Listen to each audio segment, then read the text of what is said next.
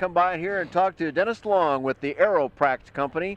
And it's been, as I recall, about 1.5 years since you took this over from the previous operators. And I want to ask you generally now, tell me when that was and tell me generally how it's been going for you, Dennis. Okay, well, took over in July of 2015.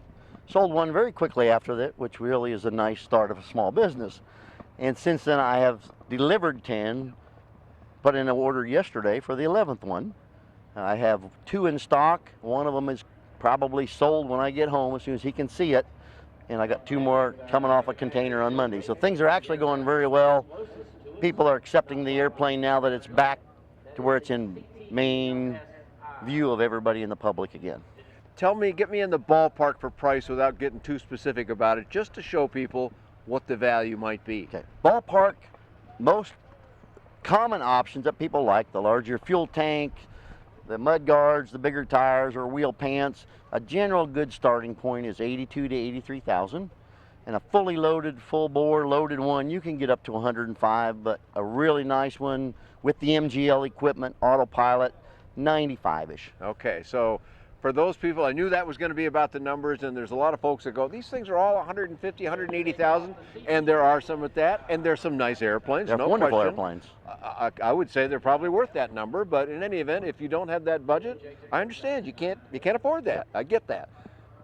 So these numbers here are much more affordable for more people, and that's why I love that you're having some success with it, Dennis. Tell me about the one now that I just hinted at, because I'm looking over your shoulder here and I'm seeing the dual control yokes, which for a lot of people is just what they want, because they learned how to fly a Cessna, Piper, you name some GA airplane. They're all like this, so that's comfortable for people, but that doesn't have to be that way. So tell me about the new one coming in. Well, it's actually, I've allowed people to order them however they want. The stick has always been available, and I've started. Is it dual joysticks then? With the one on Y each stick. side? We can do the Y stick in the center, like a. Okay, so it's a center stick. In the center stick, throttle on the left side, on the left seat, right side on the right stick. And as I let people order the history over the last year, 70% are going stick, 30% are going yoke. Okay. I would have thought it would have been the other way around, that more people would go with the yoke because that was familiar to them. But Correct. You're selling to people that are comfortable with joysticks and want to stick Exactly. with that. Huh? 2 of my customers came out of Challenger 2s. So to them, the stick was the most natural Sure. fit. Another guy was flying a CJ6 Nanchang. Perfect fit for him. So each customer can get it however they want. Actually, this has been around for quite a while. I flew it with Yuri Yakovlev, the designer, 15 years ago or something in the Ukraine. And it was essentially the same airplane It was then. essentially the same But airplane. you've made some nice little improvements, and I'm sure they have as well. Tell me a couple of them. I'm looking kind of over your shoulder here at that nose wheel, and I'm thinking, that doesn't look the same as I remember. So let's start there and go back. Well, they had a telescopic nose wheel like most people do, with a shock or spring loaded inside, leaf spring, and then they went to a coil spring. But there's still that issue where on hard landings, if it binds, it sticks. Now it really loads up and bends. The old L model, that's all they had. When they went to the LS, as you know, in 2008, when 1,320 pound was finalized, they were already selling these planes very well in Australia. And they said, well, we want metal on the whole airplane. So the original ones had fabric on top of the wings, fabric on the bottom, fabric on the moving surfaces, the rest all metal, other than the composite on the cowling covers. Yeah, that's a common way to make that shape up there. So but the older ones were fabric. On the bottom and on the top. Right. Now these still have fabric on the bottom of the wing, but not the top. They're all metal. The moving surfaces are still fabric. When they went to 1320, they boxed the whole beam underneath the bottom where the gear goes in, so it's a full box. You hear pickup talks being talked about with fully boxed beam frames and everything. They've done the same thing here. Does that mean it's a one-piece element, or is it, or the landing gear plugs into a box? Well, the box, or the main frame that goes across the airframe, is a box. Okay. And then the gear goes up into the the gear bolt street. mates into that then. Yes. Okay, got it. So they went to heavier gear.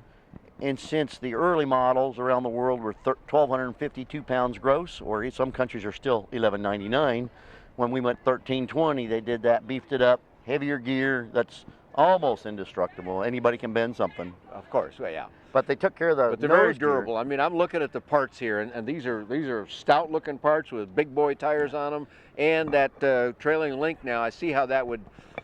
You're going to get flex, and people are going to occasionally slap the nose wheel down. Yes, you shouldn't do that, but people do it. It just happens. or you hit a bump or something, you know, so not always in the pilot's control either. That looks like that would be very durable to me. Have you found it to be so? What they have done, they've also fixed the geometry that if you land with your rudder full lock in a crosswind and you let the nose wheel down, it just pulls straight. It doesn't twist, bend, flex. It just steers the plane straight. Okay. It'll slap your foot pretty good, but it's not gonna twist the nose gear off. That's good. They were really going after, because it's a STOL operation, and they build them, and they're now certified in 49 different countries. And there's a lot of those countries that have very unimproved places they take off and land. Yeah, I'm looking at the airplane here that I'm seeing over your shoulders and thinking, you could land this thing just about anywhere with those big tires. And this is a light aircraft too, lighter than some of the other ones, isn't it? Empty weight runs 700 to 720. Okay. If you loaded it with servos, autopilots, and depending on the paint color, of course, paint different densities. And paint can add weight, of course. The heaviest one I weighed in out of the 11 that I've put through the shop is 748. Okay, that was the heaviest one. It was loaded with everything: parachute, autopilot, and a servos. typical number among many of the great LSAs we got out here, they're pushing up toward 800. So you're a good bit lighter, or maybe significantly lighter if it's a more sparingly equipped aircraft. Correct. But I've got people that appreciate it. Leather is not available. You want to do custom seats, you could, but leather weighs extra weight. They've paid very good attention to keeping the weight down, but yet a robust airplane. And it's incredible what I hear stories. Guys have had them for 10 or 15 years, even the old models. Some of the stories they tell that, hey man, I should have flipped this thing over, or I should have bent stuff, and we got done, we were all okay. Excellent, good to hear that.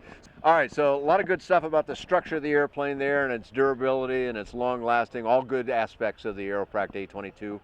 Now tell me a little bit about the changes that I see inside this airplane on the panel, and we'll have a closer look at it. Well, this particular plane, it seems like a lot of people are wanting to go glass panel. But of course, everybody wants to save money. So MGL, those two are in some conflict, aren't they? I don't blame them at all. MGL has a very good price point around the world, and they're very serviceable. And what we've come to find out is the MGL panel allows me to do a full bore panel at about half the cost of some of the other competitors out there. So the difference between steam gauges to glass is affordable. Everybody has a different term of affordable, but it's affordable difference. And it just gives them a choice to say, hey, I'm okay with this price, but wow, I really like that. And I don't have to add $15,000 for them to get all the fancy features. Yeah, so, you know, a bunch of round dials, nothing wrong with those. They've served aviation for many, many decades. And but 60% of my people are still going round dials. Is that right? And they're simple, and they don't go wrong, and they don't go dark, and all those other things that can possibly happen. However, you just kind of can't beat that, and I see you've got an interesting combination here. You got one panel mounted, and I love the MGL line. They do some great stuff, beautiful looking screens. I think they were the very first to have touch screen too. Yes. So these guys are ahead of it, out of South Africa, but well represented here in the U.S. and, as you say, all over the world. So that's great. You've got a little narrower panel too, which gives you great visibility. I love that panel, but it does constrict your space a little bit for lots and lots of big screen. So you got one big screen in there that we see, but then you've got another one on a swivel mount that could be an iPad. Yours is an Android, but you could have whatever you want there. And is that a combination that people are adapting? Because that's fairly inexpensive if you use something like a level or whatever to power that thing. And that's becoming more popular. Even the steam gauge guys are all using some kind of a tablet for navigation. Nobody's buying dedicated Garmin units anymore. The iFly 740s, and by using the 10-inch glass, even center mounted like this one is, there's plenty of room for an 8-inch tablet on the right-hand side. You can put it on the left-hand side, even down in this area where there's your no legs or anything, but your visibility. It's not in your way at all over there, and now you got something you can pull out of the airplane and do flight planning or watch a movie or whatever it is you want to do with that thing once you take it out. So I'm guessing that for an airplane that's trying to keep a low acceptable price point, that would be an advantage because those things are fairly inexpensive. Yes. And what I've also found, the one I spec'd out yesterday for the order, he put the MGL panel all the way to the left. He's going to put a 10-inch iPad on the side of it, and that with the 10-inch panel and the iPad, gosh, you'll have a lot, yeah. But there's no room to put two 10-inch panels in this. There's just not enough space. I like it because with that tapering panel, that's how I'll refer to it, you've got good forward angle visibility while you're landing, just for sightseeing, and you got all this glass around you or plastic, but you know, why not be able to see out there? Why have a panel block your view? And that's what they're thinking. Even on a high angle landing, when you're doing a full stall landing, full flaps very slow, which stall speed is around 30 miles an hour, so you can come in just barely below that if you want. you can still see the runway in front of you. You never lose sight of it. And it's just everybody that flies the plane, fun word comes back in. They'll say it's the most fun I've ever had. They can look straight down without tilting the plane over, and it goes through bumps. Stall speed's 30 with full flaps, 40 clean, that's miles an hour. Cruise 100 to 110, depending on the wheel configuration. Miles an hour as well then? Pardon me, it's miles an hour. Okay, all right. So 90 knots on cruise. You can go faster, but a good cruise at 80% power puts it right at 100 to 110. This particular plane is locked on at 100. There's a yellow one on the lot, one that I sold to a gentleman. He's at 108, 109, but he has the wheel pants. Ah, I see, okay, right. All right, let's kind of, you already touched on the construction of the airplane with more metal than it used to have. Of course, we can see the immense amount of clear glass that you can see out of.